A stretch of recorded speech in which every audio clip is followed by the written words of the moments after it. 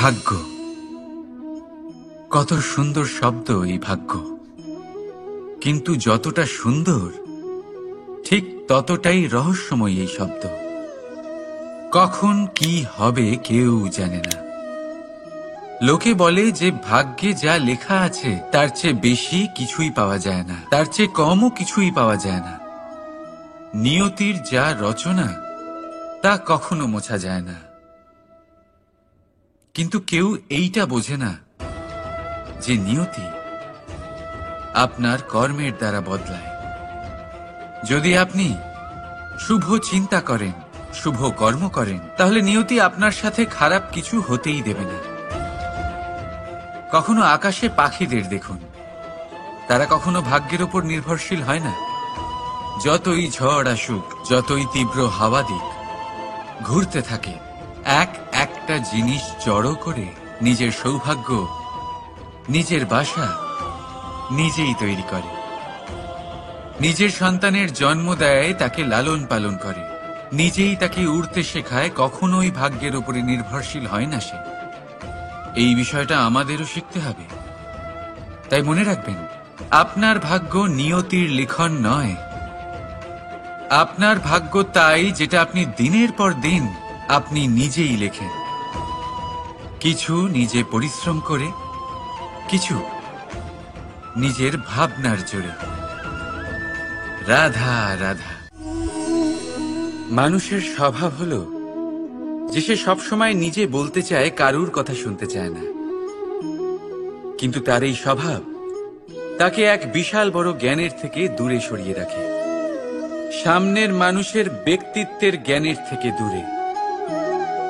তাই যদি আপনি কাউকে চিনতে চান, কাউকে বুঝতে চান, তাকে থামাবেন না, শুধু বলতে দিন। কারণ একজন ব্যক্তির ব্যক্তিত্ব লুকিয়ে থাকে তার কথার মধ্যে, আর তার আসল পরিচয় লুকিয়ে থাকে তার শব্দের পেছনে। বলতে দিন, আস্তে আস্তে আপনি সব বুঝতে পারবেন। এটাই তফাৎ হলো একজন সাধারণ মানব আর একজন মহামানবের মধ্যে। এক যে কাউকে বলতে দেয় না, আর এক যে সবার কথা শুনে। তাহলে সিদ্ধান্ত আপনার, আপনি কি সাধারণ হতে চান না অসাধারণ? কারণ এই ভবিষ্যৎ আপনার। রাধা রাধা। ভাগ্য আর কর্ম, এই দুই এমন শব্দ যাকে ঘিরে সমগ্র সংসার। কেউ বলে আমার ভাগ্যে এটা ছিল না, যা পেলে আমার জীবন অন্যরকম হতো। কেউ বলে আমার গত জন্মের কর্ম নিশ্চয়ই এমন ছিল, যে কারণে এই জন্মে এরকম ভাগ্য পেয়েছি আমি। এসব বাদ দিন আর একবার শান্ত চিত্তে ভাবুন। আপনি বুঝতে পারবেন যে ভাগ্য আর কর্ম এই দুই এই জন্মের। তফাৎ শুধুমাত্র এটাই যে যদি ভাগ্যের কথা বলা হয়, তাহলে আপনি এই ভাগ্যের থেকে যত বেশি আশা করবেন তত বেশি নিরাশ হবেন আপনি। কারণ এই আশা আপনাকে কর্ম করা থেকে আটকায়। যদি কথা বলা হয় কর্মের, তাহলে নিজের কর্মের প্রতি যত বিশ্বাস রাখবেন তত বেশি সফলতা আপনার কাছে আসবে। তাই একটা কথা মনে রাখবেন, ভাগ্য আপনার কর্ম নির্ধারণ করে না, কিন্তু আপনার কর্ম আপনার ভাগ্যকে অবশ্যই নির্ধারণ করে। রাধা রাধা। এই সংসারে আলোর উৎস কি? সূর্য। এই সংসারে মিষ্টি জলের উৎস কি? নদী। এই সংসারে উচ্চতার প্রতীক কি হয়? হিমালয় পর্বত।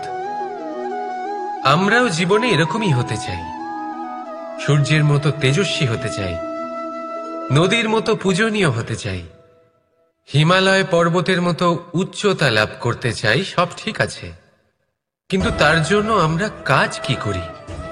যদি এরকম আমরা হতে চাই, তাহলে সবার আগে সূর্যের মতো নিজেকে উজ্জ্বল করুন। সূর্যের সব থেকে বেশি আলো নিজের অন্তরে থাকে। নদীর মতো নিজের পথ নিজেই তৈরি করুন। পাথরের সাথে ধাক্কা খাওয়ার পরেও থেমে না যাওয়া শিখুন।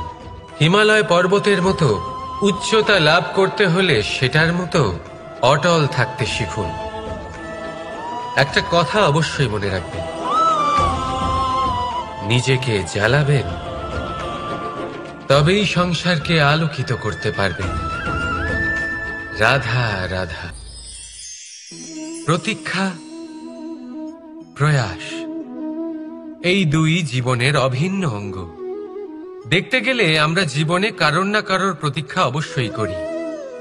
সে কোনো ব্যক্তি হোক বা সময় হোক বা কোনো ভাবনা, সবকিছুই হতে পারে।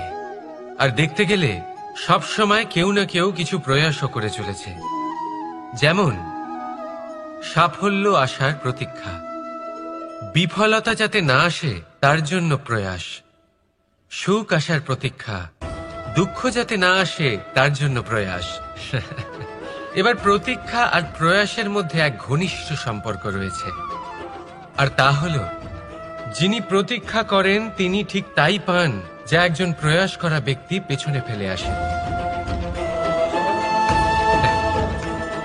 তাই প্রতীক্ষা নয়, প্রয়াস করুন। এই প্রয়াসের মধ্যেই সুখের চাবিকাঠি রয়েছে। রাধা রাধা। মানুষ কর্ম করেন। আমি বারংবার বলি যে ফলের আশা করবেন না। তাও মানুষ কোথাও না কোথাও নিজের কর্মের বদলে কোনো না কোনো ফলের আশা অবশ্যই রাখেন। কখনো তিনি সফল হন, কখনো অসফল। সেই জন্যই আমি বলি যে ফলের আশা কখনো রাখবেন না, কারণ সাফল্য বা অসফলতা মনের মধ্যে রাখলে কখনো কোনো লাভ হয় না। যদি সাফল্য মনের মধ্যে রাখেন তাহলে অহংকার জন্ম নেবে। যদি অসফলতা মনের মধ্যে রাখেন তাহলে এক হীনমন্যতায় আপনি ভুগবেন, যা দিয়ে কোনো শুভকর্ম হবে না। সেই জন্য শুধুই কর্ম করে যান, কর্মেই মগ্ন থাকুন। আর আসুন আমার সাথে ভালোবেসে বলুন, রাধা রাধা। বন্ধু আর শত্রু, প্রত্যেকের জীবনের একটা বড় অংশ এর উপরে নির্ভরশীল হয়ে থাকে। আপনার জীবনে সফলতা আর অসফলতাও এর উপরে নির্ভরশীল। কিন্তু এই বন্ধু এবং শত্রুদের খুঁজে পাওয়ার জন্য আপনাদের বাইরে যাওয়ার প্রয়োজন নেই, কারণ এরা স্বয়ং আপনার ভেতরেই আছে। আপনি যদি বিনম্র থাকেন, যদি আপনি নিরন্তর প্রয়াস করতে পারেন, তাহলে আপনার কোনো বন্ধুর প্রয়োজন নেই। যদি আপনার মধ্যে অহংকার থাকে, যদি প্রতি কথায় আপনার মধ্যে ক্রোধ উৎপন্ন হয়, তাহলে আপনার শত্রুর কোনো প্রয়োজনই নেই। নিজের অন্তরের এই বন্ধু ও শত্রুকে চিনুন, আর আমার সাথে ভালোবেসে বলুন, রাধা রাধা। একে চিনতে পারলেন? একে কুঠার বলা হয়। আপনারা জীবনে কোথাও না কোথাও কোনো না কোনো রূপে এটা দেখেই থাকবেন। একটা ব্যাপার নিশ্চিত, এই কুঠার ছাড়া কোনো বৃক্ষকে কাটতে পারা সরল নয়। এবার আপনি কখনো এটা ভেবেছেন, এই কুঠার, এর এই অংশ, এর মুখটাই যদি না থাকে তাহলে কি হবে? এ শুধুমাত্র কোনো বৃক্ষই নয়, তার কোনো ডালও কাটতে সক্ষম হবে না। এবারে ভাবুন, এই শুকনো কাঠের হাতল এ আমরা কোত্থেকে পেলাম? কোনো এক বৃক্ষ থেকেই। সেই ডাল যাকে কেটে ফেলা হয়েছিল এক বৃক্ষকে কাটার জন্য, এই ডালই শস্ত্ররূপে প্রস্তুত।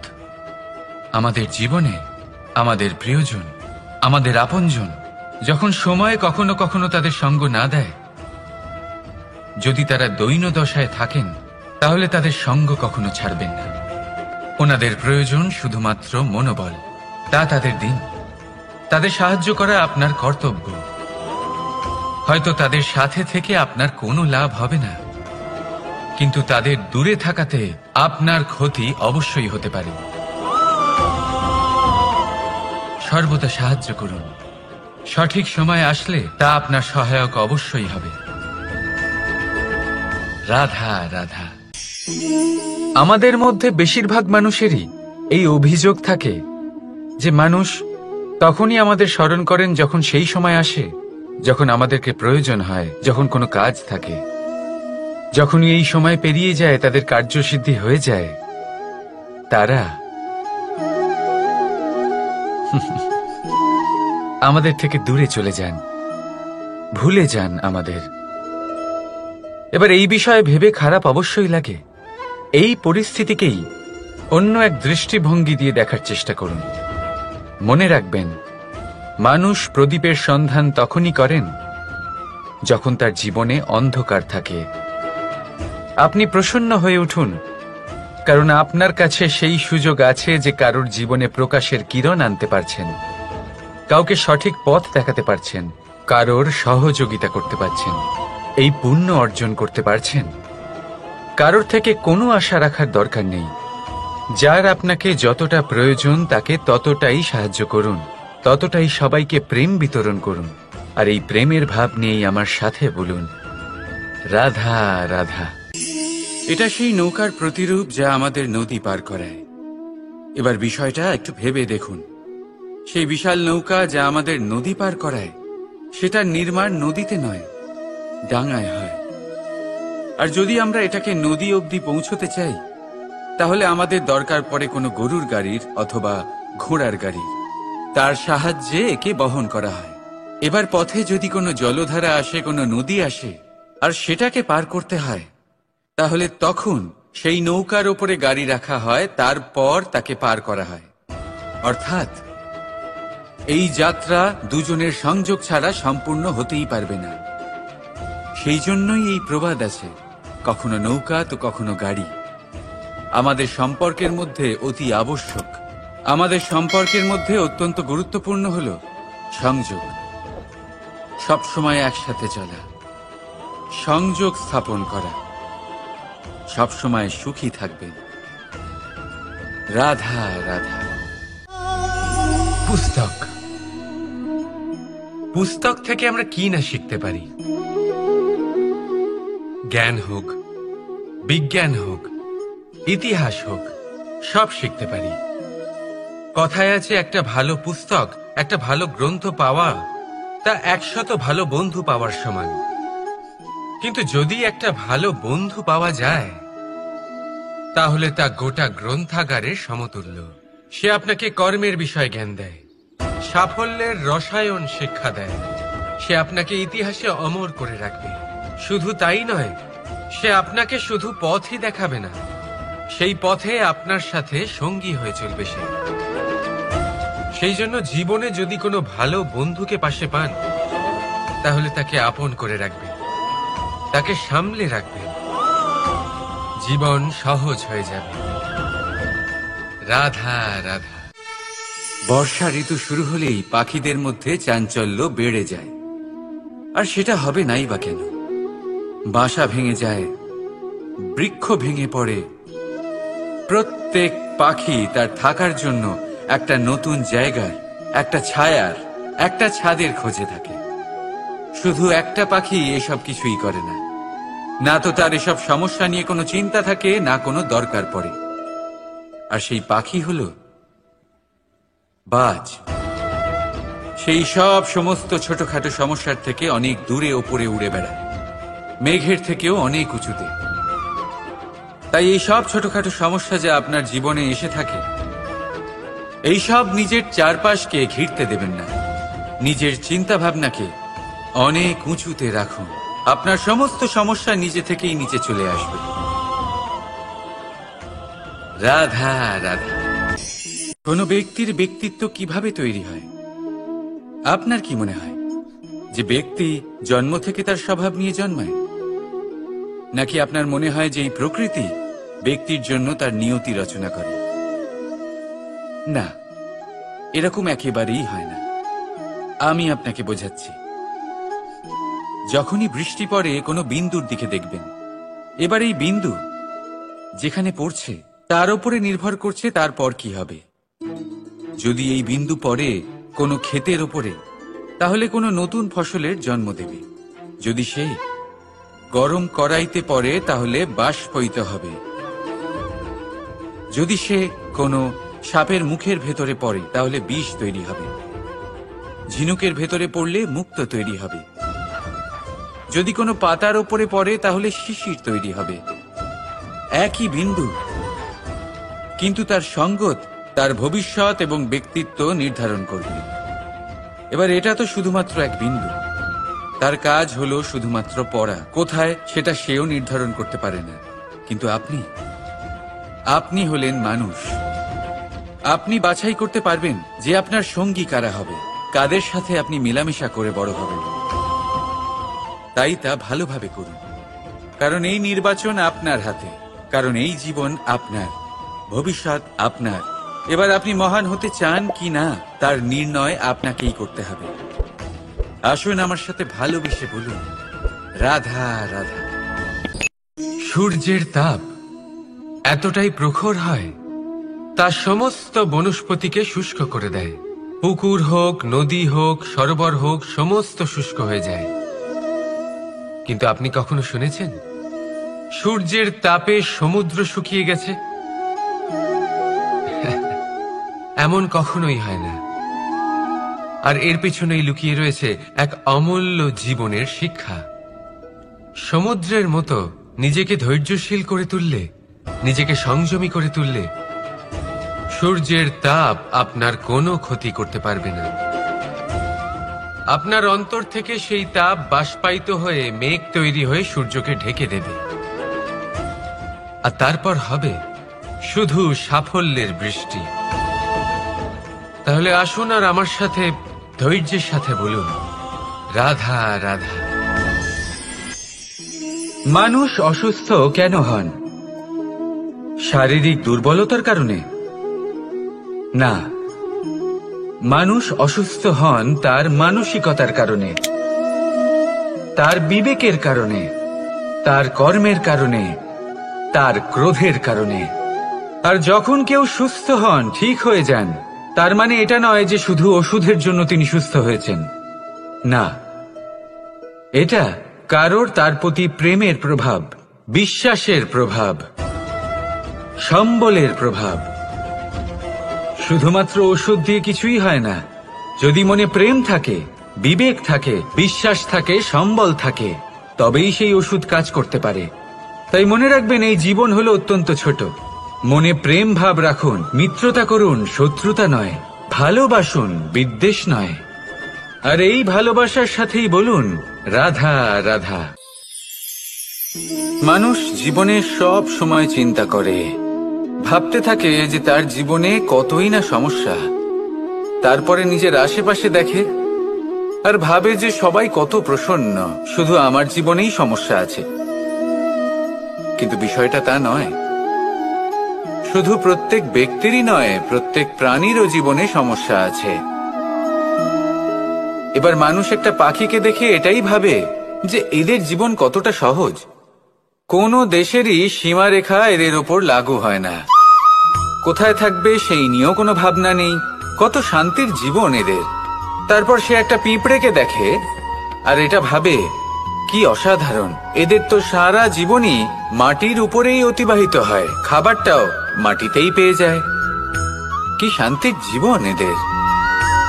কিন্তু যখন কোনো ঝড় আসে, তখন সবার আগে সেই পাখির বাসাটাই ঝড়ে ভেঙে যায়।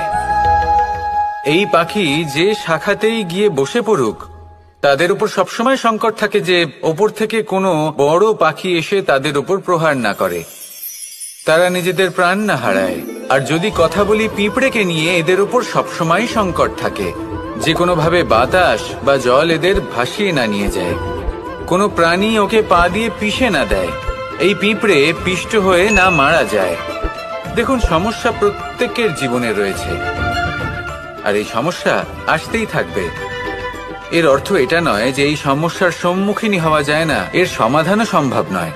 প্রত্যেক সমস্যার সমাধান অবশ্যই আছে, শুধু শান্ত মনে সেটা খুঁজে বের করতে হবে। তাহলে সেটাই করুন, প্রত্যেক সমস্যার সমাধান করতে থাকুন। যত সমাধান করবেন, জীবন আনন্দময় হয়ে উঠবে। যদি সমাধান না করেন, তাহলে আজীবন দুঃখই পেতে থাকবেন। আসুন আমার সাথে ভালোবেসে বলুন, রাধা রাধা।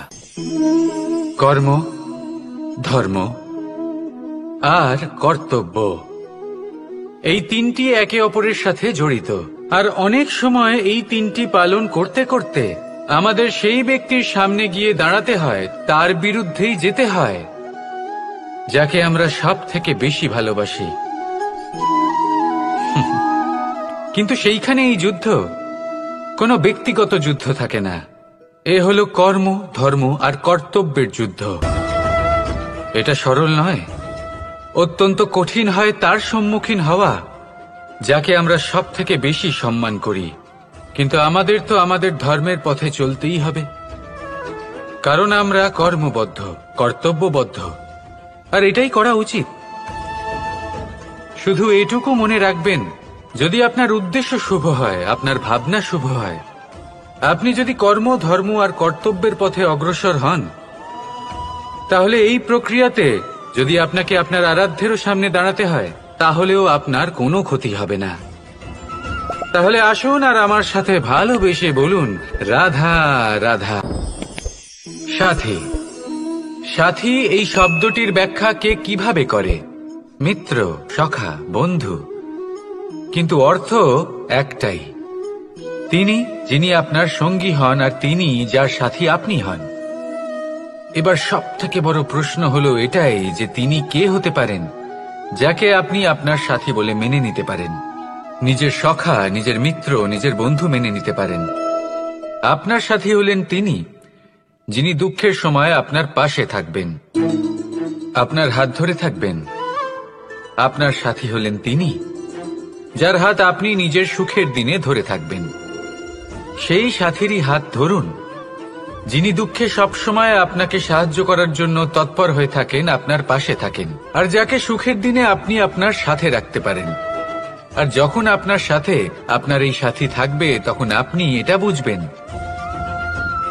যে যখন জীবনে দুঃখ আসে, তখন এই দুঃখ কমে যায়, সবার মধ্যে ভাগ হয়ে যায়। আর যদি তখন সুখ আসে, তাহলে সেটা সবার উপস্থিতিতে আরো বেড়ে যায়। এটাই হলো প্রেম, এটাই হলো ভালোবাসা, এটাই হলো সঙ্গ, যেমন সম্পর্ক আমার আর রাধার মাঝে। তাহলে আসুন আর আমার সাথে ভালোবেসে বলুন, রাধা রাধা। মানুষ এক অত্যন্ত বিচিত্র প্রাণী, পরিকল্পনা করে, ষড়যন্ত্র করে, প্রচেষ্টা করে, কাউকে পরাজিত করার চেষ্টাও করে। সাপকে একটা দড়ি মনে করে হাতে চেপে ধরার চেষ্টা করে, কিন্তু একটা কথা বুঝতেই পারে না, সময়ের এই সাপ, এটা হাতে চেপে ধরাই যায় না। আর আপনি যা করবেন তা আবার ফিরে আসবে আপনারই সামনে। দেখুন, এতে কিছুই যায় আসে না যে আপনি কুম্ভকারের পুত্র নাকি কৃষ্ণের পুত্র। যদি আপনি অনুচিত কর্ম করেন, তাহলে আপনার সাথেও অনুচিতই হবে। অশুভ কর্ম করলে আপনার সাথেও অশুভই হবে। কুরু বংশ অত্যন্ত মহান বংশ ছিল। এই কুরু বংশ কি হলো তার সাথে? একটা গোটা বংশ বয়ে গেল, কারণ ওনাদের উদ্দেশ্য অশুভ ছিল। অন্যদিকে 5 জন বনবাসী পাণ্ডব মহাভারত বিজয়ী হলেন, কারণ তাদের উদ্দেশ্য শুভ ছিল। তাই মনে রাখবেন, শুভ অগ্নি প্রজ্বলিত করবেন, শুভ তাপ সঞ্চার হবে। অশুভ অগ্নি প্রজ্বলিত করবেন, নরকেই জ্বলতে হবে। তাহলে আসুন আর আমার সাথে ভালোবেসে বলুন, রাধা রাধা। জীবনে এমন কিছু কাজ রয়েছে যা আপনাকে একাই করতে হয়, আর এমন কিছু কাজ রয়েছে যা আপনাকে একসাথে মিলে করতে হয়, একজোট হয়ে, সঙ্গবদ্ধ হয়ে। এবার সঙ্গবদ্ধ বলতে কি বোঝাতে চাইছি? আমি তাদের কথা বলছি না যারা বাস্তবিকভাবে একে অপরের সাথে কাজ করেন। আমি তাদের কথা বলছি যারা একে অপরের থেকে দূরে থেকেও একে অপরকে বিশ্বাস করেন। আমি আগেও বলেছিলাম, সমস্ত বিশ্বের আশা বিশ্বাসেই বসবাস করে, তাই না? তাই যেখানে সমস্ত বিশ্ব আছে, সমস্ত সংসার আছে, সেইখানেই বিশ্বাস রয়েছে। তাই আপনার আশেপাশে এমন দল সঙ্গবদ্ধ করুন যাদের আপনার উপর বিশ্বাস আছে আর যাদেরকে আপনি বিশ্বাস করতে পারেন। তাহলে আসুন আর আমার সাথে ভালোবেসে বলুন, রাধা রাধা। আমরা যে মানুষকে চাই, যাকে আমরা ভালোবাসি, তাকে একটা উপহার অবশ্যই দিতে চাই। এমন এক উপহার যা ওনার ভালো লাগবে, যা শ্রেষ্ঠ হবে, অতি প্রিয় হবে, বহুমূল্য হবে, বা বলতে পারেন মূল্যবান হবে। তাই আমরা কি করি? আমরা বাজারে যাই, তার জন্য স্বর্ণ, আভূষণ, হিরে, মুক্ত এইসব নিয়ে আসি। কিন্তু এটাই কি সর্বশ্রেষ্ঠ উপহার? কখনোই নয়। সর্বশ্রেষ্ঠ উপহার হলো স্বাধীনতা, তাকে নিজের মনের মতো বাঁচার স্বাধীনতা। যদি আপনি কাউকে স্বাধীনতা না দিতে পারেন, তাহলে সে কোথাও না কোথাও বন্দী হয়ে যায়, তার বিকাশ কোথাও না কোথাও আটকে যায়। কিন্তু যদি আপনি কাউকে স্বাধীনতা দিতে পারেন, তাহলে আপনি দেখবেন ও সমস্ত সংসারকে, এই জীবনকে নিজের দৃষ্টিভঙ্গি দিয়ে দেখবে, বুঝবে যে কোনটা হলো উচিত আর কোনটা হলো অনুচিত। আর এটাই হলো সর্বশ্রেষ্ঠ। আর এবার যদি কাউকে স্বাধীনতার মাধ্যমে এত বড় একটা শক্তি দিতে পারেন, তাহলে আপনি আমাকে বলুন, এর থেকে বড় উপহার আর কি হতে পারে? আসুন আর আমার সাথে ভালোবেসে বলুন, রাধা রাধা। পিতা আর পুত্রের সম্পর্ক অত্যন্ত মধুর হয়ে থাকে। পিতা স্বপ্ন দেখেন, তাকে পূর্ণ করার সকল সম্ভাব্য চেষ্টা করেন, কিন্তু তাও অনেক সময় ওনার স্বপ্ন অপূর্ণ থেকে যায়। তখন পিতা ভাবেন যে স্বপ্ন উনি পূর্ণ করতে পারেননি, ওনার সন্তান তা অবশ্যই পূরণ করবে। যে স্থানে উনি কখনো পৌঁছতে পারেননি, সেই স্থানে ওনার পুত্র অবশ্যই পৌঁছবে। পিতা নিজের সন্তানের ভবিষ্যৎ নিয়ে সেই স্বপ্ন দেখেন, আর যখন সেই সন্তান সামনে এগোতে থাকে, তখন তার দুঃখ হয় না, বরং গর্ব হয়। ওনার ভালো লাগে এটা দেখে যে ওনার সন্তান অনেক উন্নতি করছে। কিন্তু যখন সন্তান নিজের অভিভাবকের শক্তি দেখে, তার যশ দেখে হিংসা করতে থাকে, সমস্যা সেইখানেই শুরু হয়। সেই জন্য সকল সন্তানকে এটা মনে রাখতে হবে, দেখুন, পুত্র হবার সুবাদে, এক সন্তান হবার সুবাদে, এটা হলো আপনার অধিকার যে আপনি আপনার পিতার থেকে বেশি উন্নতি করবেন। আপনার পিতাও এটাই চান, কিন্তু সুস্থভাবে এটা করুন। একটা রেখা টেনে নিন, যাতে আপনি তাতে এগোতে পারেন, আর আপনার পিতার তাতে গর্ববোধ হয়, আর সেই বিষয়ে দুঃখ না হয় যে আমার সন্তান আমাকেই ছোট করার চেষ্টা করছে।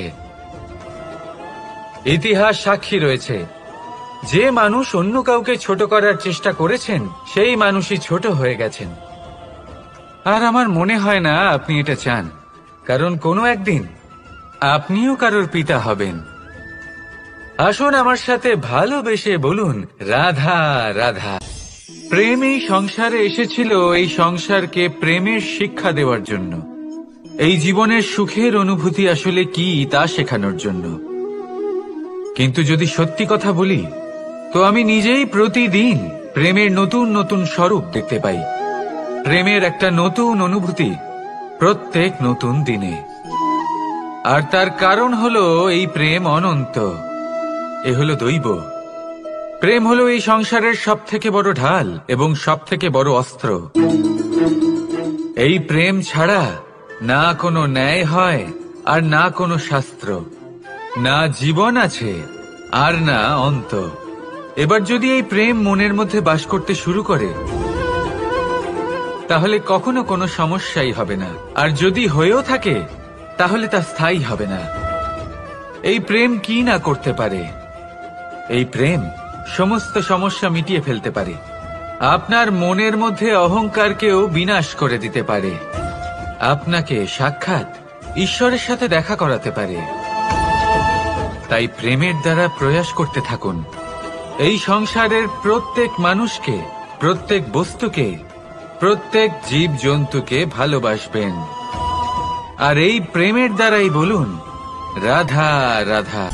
মানুষের জীবনে স্বচ্ছতার একটা আলাদা গুরুত্ব আছে। যদি আপনি নিজেকে স্বচ্ছ রাখেন, তাহলে আপনার নিজেরও ভালো লাগবে, সামনের ব্যক্তিরও ভালো লাগবে, একটা অন্যরকম প্রভাব পড়বে। কিন্তু একজন শ্রেষ্ঠ ব্যক্তি কিভাবে হয়ে ওঠা সম্ভব? যার মধ্যে গুণ আছে, শিক্ষা আছে, শুভ চেতনা আছে, যিনি সৎকর্ম করেন।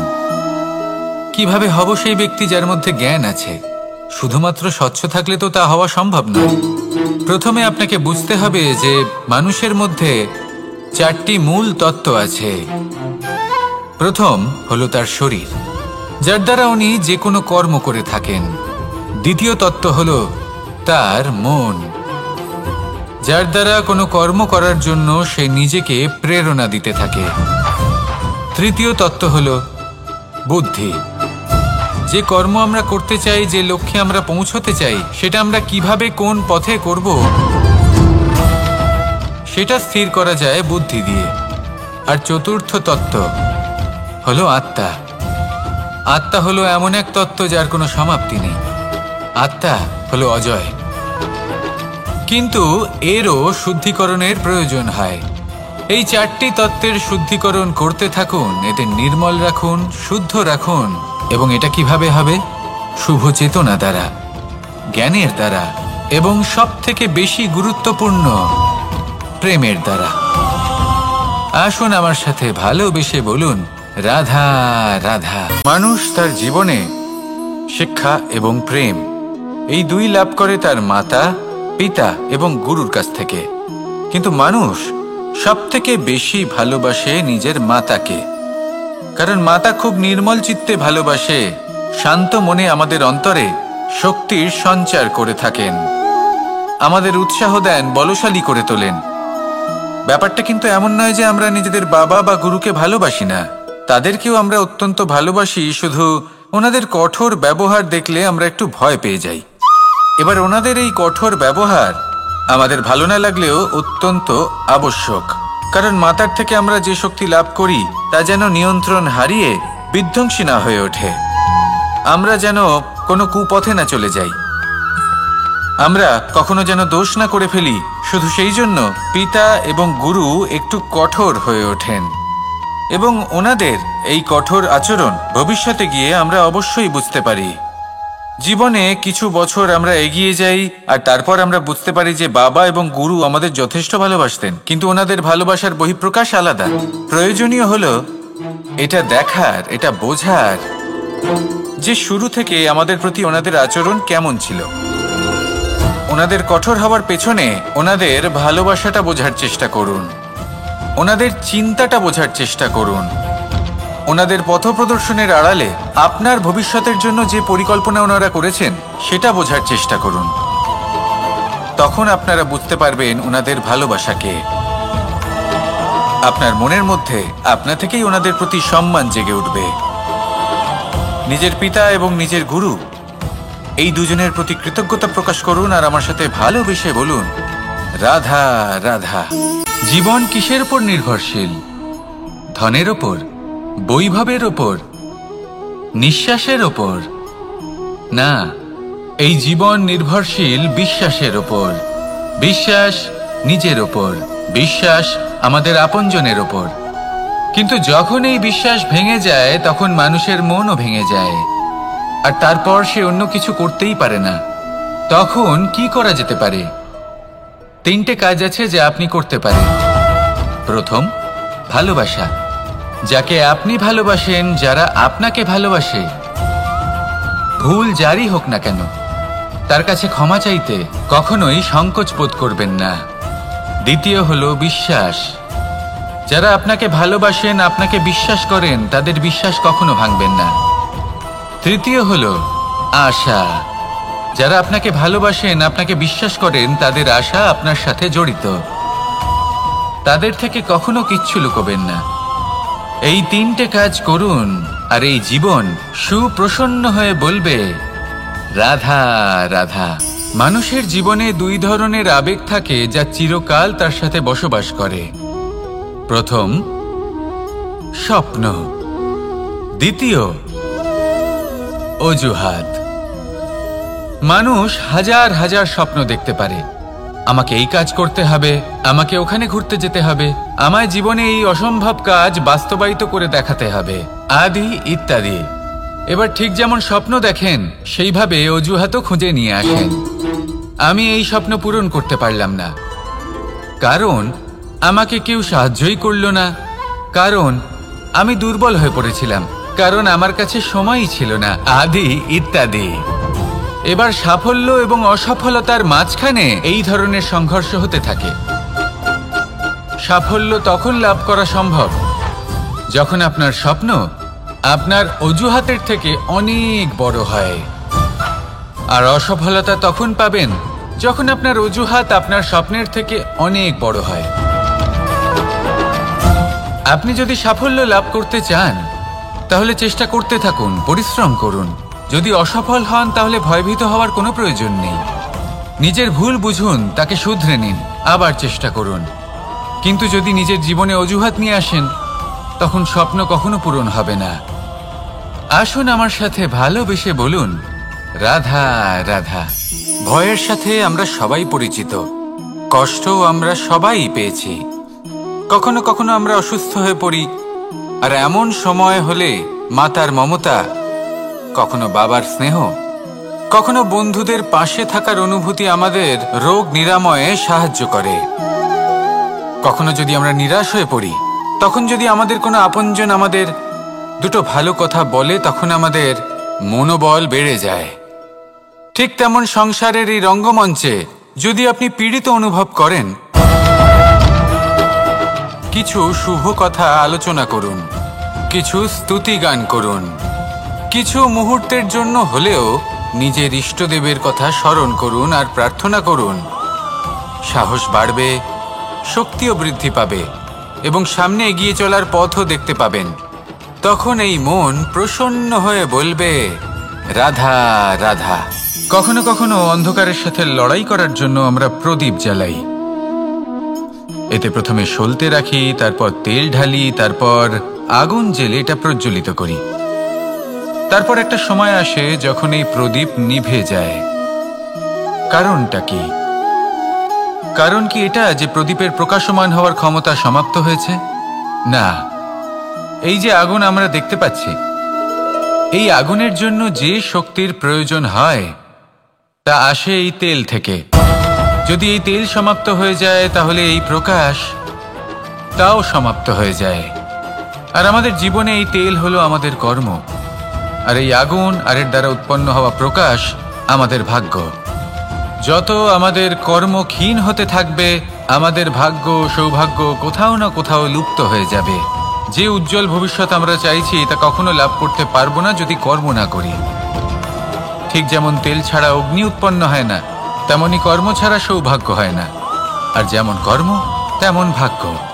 তাই সবসময় কর্ম করতে থাকুন, কর্ম করা থামাবেন না। আর আমার সাথে ভালোবেসে বলুন, রাধা রাধা। জীবনে তিনটি বিষয় আছে, তিনটি বস্তু আছে, তারা যেন আপনাকে কখনো বশে না করে নিতে পারে। প্রথম হলো ধন। ধন যতক্ষণ আপনি ব্যবহার করতে থাকেন, যতক্ষণ তা আপনার কাজে আসছে, ততক্ষণ ঠিক আছে, এই ধন আপনার কাছে অমৃত। কিন্তু যখন এই ধন আপনাকে ব্যবহার করতে শুরু করে, বুঝে যাবেন যে আপনার পতনের সময় শুরু হয়েছে। দ্বিতীয় বিষয়, ফেলে আসা অতীত। যাই করুন, আপনি অতীত পাল্টাতে পারবেন না, আর এই সত্যিটা আপনিও জানেন।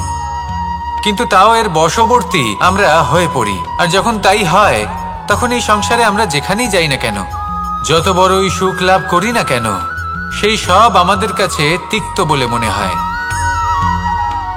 তৃতীয় বিষয়, আপনার আশেপাশের মানুষ ভিন্ন ভিন্ন ধরনের মানুষ হয়, যাদের চিন্তা ভাবনা এবং দৃষ্টিভঙ্গি ভিন্ন ভিন্ন প্রকারের। যদি এদের বশবর্তী আপনি হয়ে পড়েন, তাহলে কেউ বলবে এটা করো, এটা ভালো। কেউ বলবে এটা করো না, ওটা করো, ওটা ভালো কাজ। কেউ বলবে এই দুটোই করো না, অন্য কিছু করো। এই কথাগুলিতে আপনি এতটাই জড়িয়ে পড়বেন যে আপনি লক্ষ্যভ্রষ্ট হয়ে পড়বেন। তাই এই তিন বিষয় থেকে সাবধানে থাকবেন। যদি কোনো কিছু বশ করতে হয়, তাহলে আপনাকে বশ করতে হবে আপনার আজকে, নিজের বর্তমানকে। এটা খুব প্রয়োজনীয়। এটা ভাববেন যে এই সময়ের সদ্ব্যবহার আমি কিভাবে করব, সময়কে শাসন কিভাবে করব, ওই কর্ম কিভাবে করব যাতে ভবিষ্যতে কখনো আমার আফসোস না হয়, বরং এই সংসার আমাকে নিয়ে গর্ব করবে, সেই কর্ম করুন। আর যখন আপনি এটা শিখে নেবেন, তখন আপনি নিজেই নিজেকে প্রকৃত অর্থে ভাগ্যশালী করে তুলবেন। আসুন আমার সাথে ভালোবেসে বলুন, রাধা রাধা।